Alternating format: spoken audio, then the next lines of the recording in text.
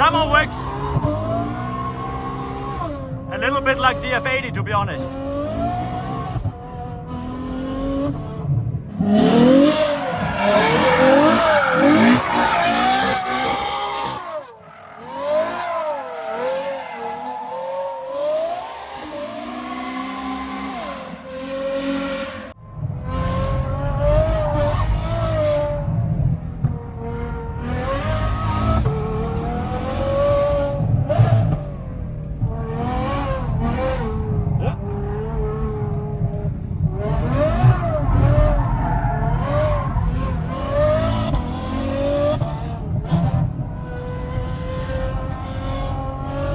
Jetzt ist er schon gescheit rotzig.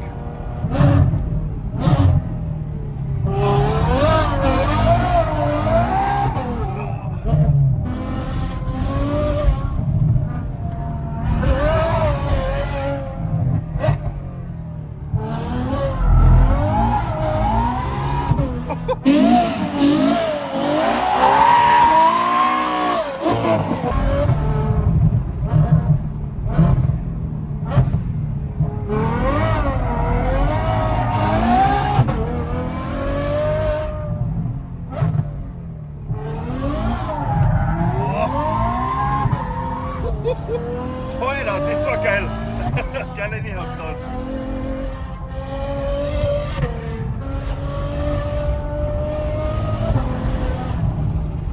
Dass ich sowas erleben darf, ist mir gut leid.